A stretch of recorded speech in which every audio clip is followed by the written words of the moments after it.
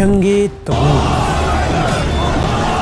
मुसलमानों पर बहुत मुश्किलें आई और मक्का को इतनी मुश्किलों से फतह किया, और उस टाइम सारे अरब वालों के ज़हन में ये था कि रसूलुल्लाह सल्लल्लाहु अलैहि वसल्लम अल्लाह के रसूल है।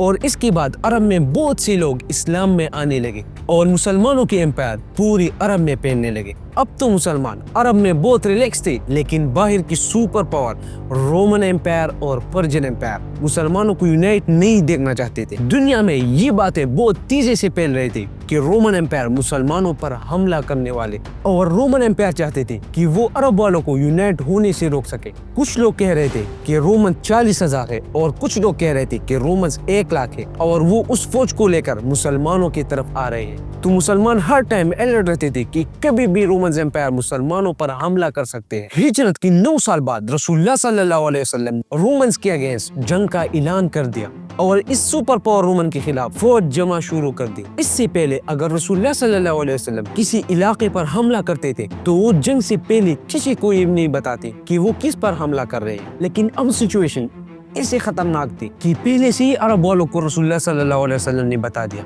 कि हम दुनिया की सबसे बड़ी सुपर पावर रोमन एम्पायर से लड़ने जा रहे हैं और मुसलमानों का इस जंग में शरीक होना फर्ज है, और जो मुसलमान भी इस जंग में शरीक नहीं होगा उसे मुनाफिक डिक्लेयर कर दिया जाएगा।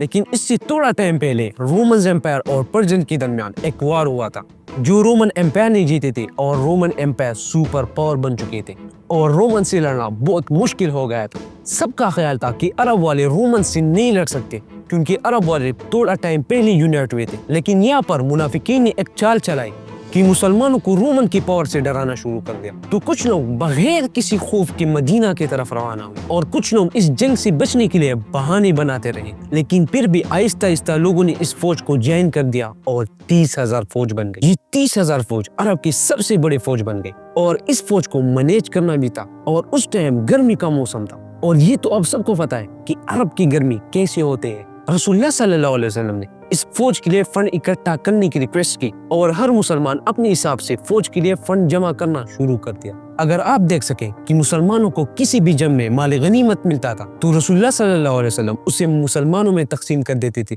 और अब मुसलमानों की बारी आ गई कि अब वो इस जंग में फंड जमा करने में मदद करें। उमर रज़ियल्लाहु तआला अन्हु ने अपनी दौलत का आधा हिस्सा रसूलुल्लाह सल्लल्लाहु अलैहि वसल्लम के सामने रख दिया, और इसके बाद अबू बकर रज़ियल्लाहु तआला अन्हु ने अपनी सारा दौलत और अपने घर के सामने रसूलुल्लाह सल्लल्लाहु अलैहि वसल्लम के पास ले आए। उस्मान रज़ियल्लाहु तआला अन्हु उस टाइम मदीना के बाजार के सबसे मालदार शख्स थे। उन्होंने 900 ऊंट, 100 घोड़े और 1000 दिनार डोनेट की।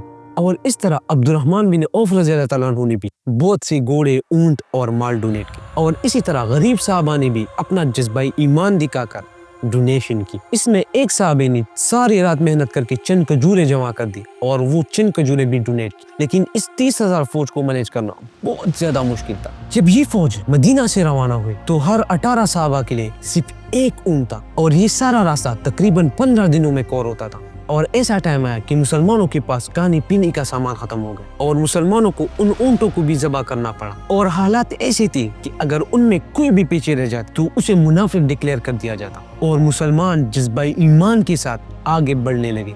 एक साहबी अपनी ऊंट की वजह से उस फौज से पीछे रह गए जिसका नाम था अबू ज़र गफ़ारी रज़ियल्लाहु तआला अन्हु। तो अबू ज़र गफ़ारी रज़ियल्लाहु तआला अन्हु ने अपना ऊंट वही छोड़कर तबूक की तरफ बढ़ना शुरू कर दिया। मुसलमानों की फौज आली समूद के इलाके से भी गुजरा। उन्होंने एक जमाने में पहाड़ों में बहुत अजीब और आला बिल्डिंग बनाए थे, लेकिन उनके तबाही को देखकर मुसलमानों की ईमान और मजबूत हो गया। रसूलुल्लाह सल्लल्लाहु अलैहि वसल्लम ने वहाँ के पानी के इस्तेमाल से मना कर दिया, लेकिन मुसलमान आखिरकार तबूक के मैदान में पहुंच गए। तबूक गस्सानी किंगडम की एक सिटी था और गस्सानी किंगडम रोमन एम्पायर से एक अलग किंगडम थी। तो मुसलमानों ने वहाँ पड़ाव डालकर रोमन एम्पायर से जंग करने के लिए तैयारी की और सपों में खड़े हो गए। काफी टाइम इंतजार करने के बाद रोमन एम्पायर की तरफ से कुछ भी खबर नहीं आई। यहाँ पर कुछ स्कॉलर्स कहते कि रोमन एम्पायर ने मुसलमानों की ये फौज देखकर डर गए थे। मुसलमान इससे पहले 3 गुना बड़ी फौज से लड़ चुके थे। बदर में मुसलमान तकरीबन 300 थे और कुफार 1000। उहद में मुसलमान 1000 थे और कुफार 3000। खंदक में मुसलमान 3000 थे और कुफार 10,000। इस वाक़े के बाद अरब में ये खबर फैलने लगी कि मुसलमान अपने फौज को लेकर रोमन एम्पायर की बॉर्डर तक गए और उन्हें दावत भी दी, और वो सुपर पावर रोमन एम्पायर मुसलमानों की फौज से डरकर भाग गए। اس کے بعد پوری دنیا کی اٹینشن مسلمانوں پر ہو گئی اور مسلمانوں کو پوری دنیا سپر پاور کے طور پر دیکھنے لگی۔ تبوک کے ساتھ جو چھوٹے چھوٹے کنگڈمز تھے وہ اس سے پہلے سپر پاور رومن امپائر کے ساتھ تھے، لیکن مسلمانوں کے پاور دیکھ کر انہوں نے رسول اللہ صلی اللہ علیہ وسلم کے سامنے سرنڈر کر دیا اور جزیہ دینے کا وعدہ بھی کیا، اور وہ اسٹیٹس مسلمانوں کی ویسل اسٹیٹس بن گئے۔ اور اس کے بعد مسلمانوں کے بارڈرز دو بڑی سپر پاور سے ٹکرا گئی، رومن امپائر اور پرشین امپائر، اور پوری دنیا مسلمانوں کو سپر پاور طور پر دیکھنے لگی۔ 30,000 کی فوج آخر 20 دن تبوک میں اسٹے کر کے واپس مدینہ پہنچ گئی اور ان کا زبردست طریقے سے استقبال کر دیا، کیونکہ جو فائدہ مسلمانوں کو رومن امپائر کے ساتھ لڑنے کے بعد حاصل ہونا تھا وہ مسلمانوں کو بغیر کسی جنگ سے حاصل ہو، اور مسلمانوں کے درمیان جو منافق تھے اس کا بھی پتہ چل گیا، اور پورا عرب بت پرستی چھوڑ کر اللہ کی طرف آنے لگا۔